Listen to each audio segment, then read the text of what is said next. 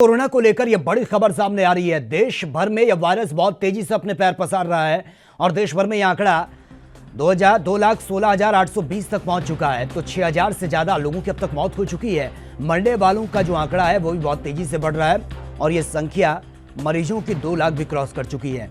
आलम यह है कि बढ़ती संख्या अब सरकार के लिए चिंता का विषय बना हुआ है।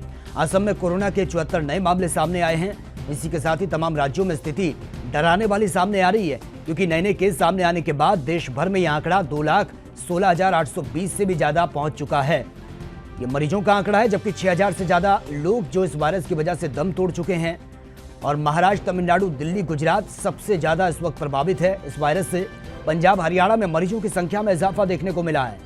पंजाब और हरियाणा में भी संख्या बहुत तेजी से बढ़ रही है।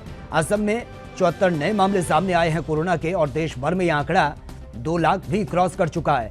आलम यह है कि 2,16,820 से ज्यादा मरीजों की संख्या, ये देश भर का आंकड़ा आपको बता रहे हैं, जबकि 6,000 से भी ज्यादा लोग जिनकी अब तक इस वायरस की वजह से मौत हो चुकी है। सबसे बड़ी चुनौती है सरकार के लिए इस महामारी को कंट्रोल करना, क्योंकि बढ़ते आंकड़े अब कहीं ना कहीं डराने वाले सामने आ रहे हैं, क्योंकि संख्या 2 लाख भी क्रॉस कर चुकी है मरीजों की और लगभग 6,000 से भी ज्यादा ये संख्या बताई जा रही है जिन्होंने इस वायरस की वजह से अब तक दम तोड़ दिया है। तमाम ऐसे राज्य हैं जो बुरी तरह से प्रभावित हुए इस वायरस की वजह से। आलम यह है कि बढ़ती संख्या राज्य सरकारों के लिए सबसे ज्यादा चिंता का विषय बना हुआ है।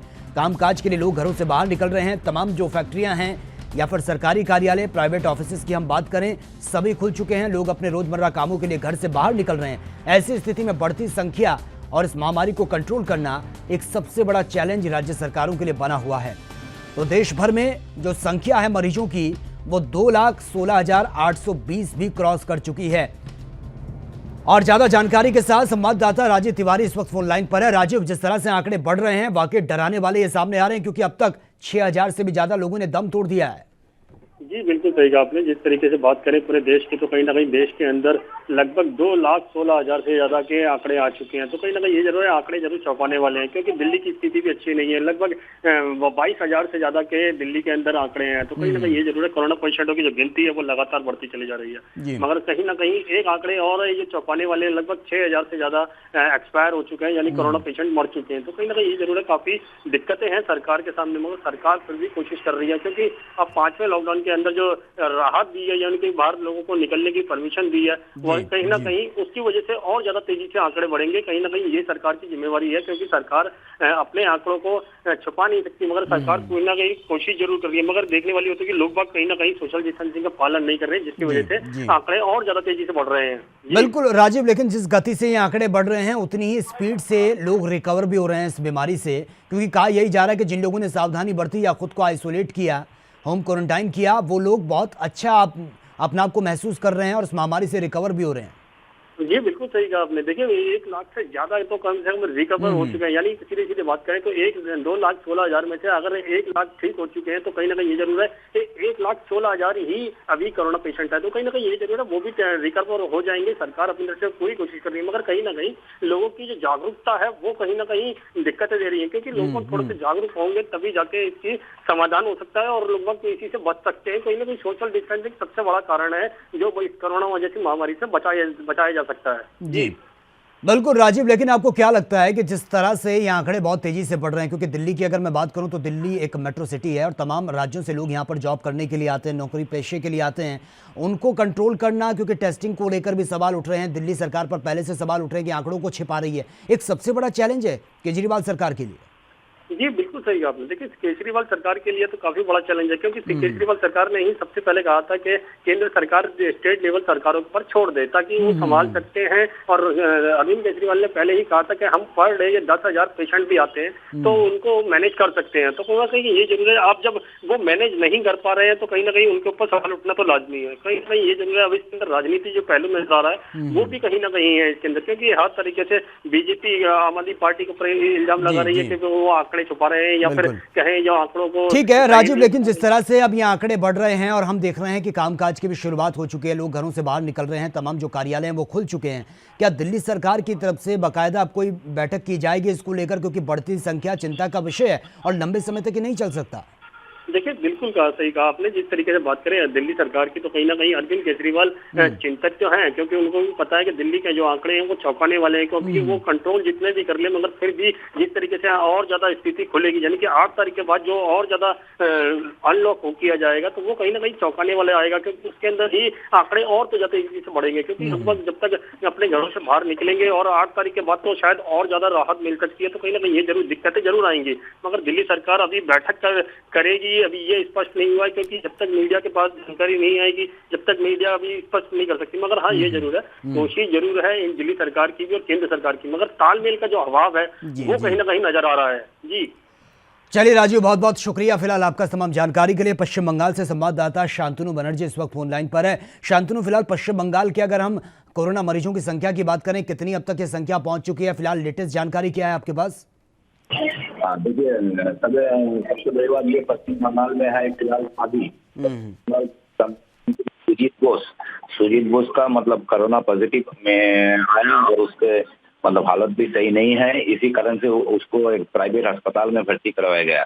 लेकिन सबसे बड़ी बात है, सुजीत बोस को पिछले 23 तारीख उसका मतलब पॉजिटिव केस पाया गया था, लेकिन उसका कोई सिम्टम नहीं होने के कारण से उसको घर में आइसोलेशन करके रखा था। जी जी काल का गंभीर हो गया, इसी कारण से उनको अभी भी मतलब अस्पताल में, प्राइवेट एक अस्पताल में भर्ती करवाया गया। साथ साथ उसका बीवी भी है और उसका घर का जो निगरानी है उसी का। लेकिन उसको जो पूरा घर के मतलब उसका 2 लड़का लड़की जो छोटे छोटे है उसका भी रिपोर्ट किया है, लेकिन उसका नेगेटिव रिपोर्ट आया। लेकिन फिलहाल अभी पश्चिम बंगाल में पूरा हर जिला, हर डिस्ट्रिक्ट पर अभी मतलब हर रोज कम से कम 300 से 400 मरीज का संख्या आंकड़े भी बढ़ते जा रहा है।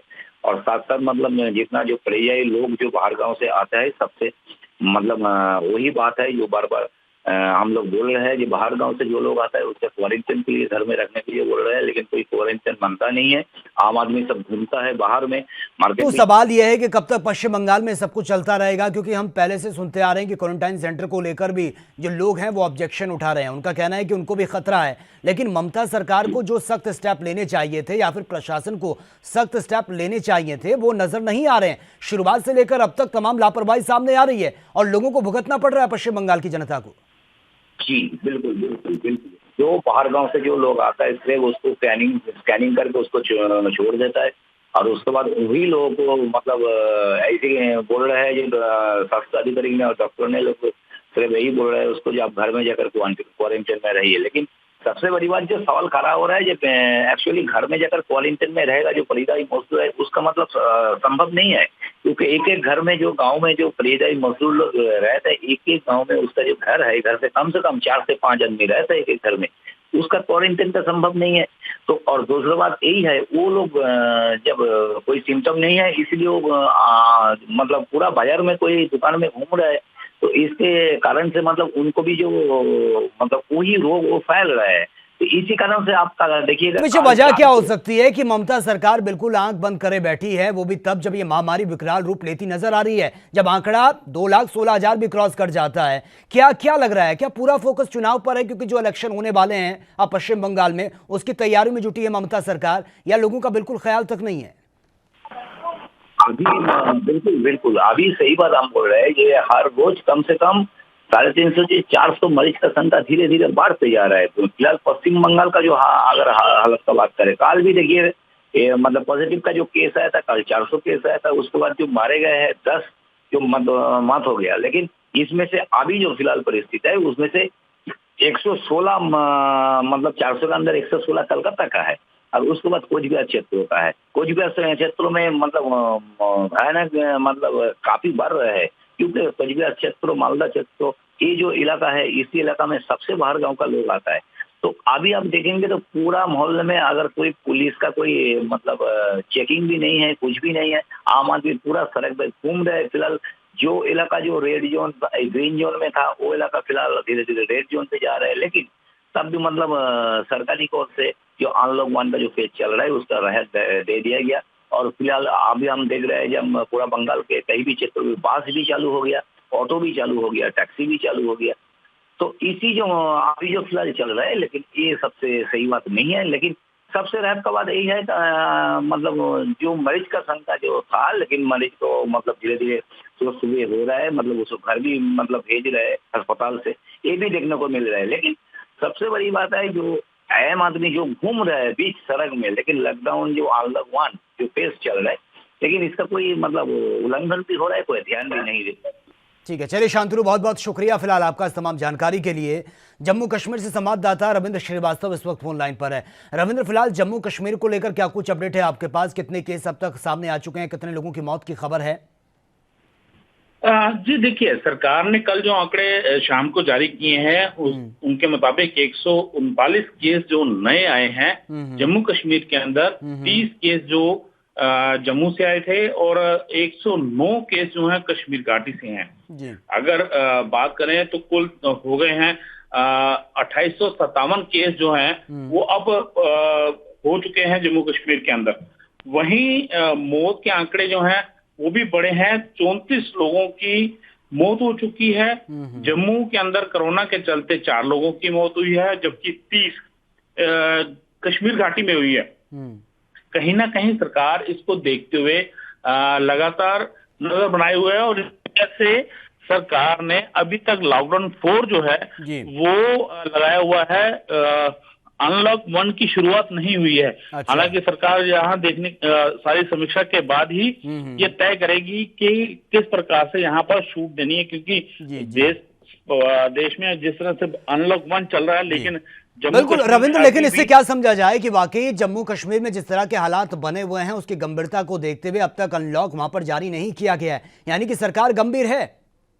जी बिल्कुल, देखिए सरकार कहीं ना कहीं गंभीर जरूर है, क्योंकि लगातार वो समीक्षा कर रही है और जब तक सरकार पूरी तरह से संतुष्ट नहीं हो जाती है कि यहाँ पर कुछ फर्क है आंकड़ों में, तो उसके बाद ही फैसला लिया जाएगा। हालांकि 8 तारीख के बाद सरकार ने अपने फैसले लेने के लिए बात कही है, लेकिन जब तक समीक्षा नहीं करेगी, पूरी स्थिति की एनालाइज नहीं किया जाएगा, उसी के बाद ये तय होगा। जी बिल्कुल रविंद्र, लेकिन अगर आम लोगों की हम बात करें, जम्मू कश्मीर की जो आवाम है वो सड़कों पर जब निकलती है तो सावधानियां बरतती भी नजर आती है, कॉपरेट कर रही है पुलिस प्रशासन को? जी देखिए, सरकार की तरफ से जो दुकानें खोलने का टाइम रखा गया है वो सुबह 9 से लेकर शाम 5 बजे तक का है, लेकिन उस दौरान पूरी सावधानी जो है लोगों द्वारा बरती जाती है। जो कहा जाए सोशल डिस्टेंसिंग और खास करके मास्क जो हैं वो पहने होते हैं लोगों ने, लेकिन जहां भीड़ भाड़ वाले इलाके हैं वहां पर कहीं ना कहीं इसका असर देखने को मिलता है। वहां पर सोशल डिस्टेंसिंग की थोड़ी बहुत धज्जियां जो हैं वो उड़ती नजर आती हैं, लेकिन अगर ओवरऑल देखा जाए तो यहाँ पर लोग काफी ज्यादा सजग हैं और इस चीज को लेकर वो खुद भी एहतियात जो है बरत रहे हैं। जी रविंद्र, लेकिन जो लोग बाहर से आ रहे हैं उनको लेकर किस तरीके से सख्त कदम उठाए जा रहे हैं? क्योंकि हम देख रहे हैं इससे पहले जो श्रमिक प्रवासी हैं उनके आने का सिलसिला भी जारी था, बहुत से ऐसे थे जो जम्मू कश्मीर में फंसे हुए थे, उनका भी प्लान लगातार जारी था। उनको लेकर क्या कुछ अब स्टेप सरकार की तरफ से उठाए जा रहे हैं? जी देखिए, सरकार की तरफ से जो लोग बाहरी राज्यों से आ रहे हैं या जम्मू कश्मीर से बाहर से वापस आ रहे हैं अपने घरों में, तो उनको लेकर सरकार पहले से पूरी तरह से तैयारी कर चुकी है।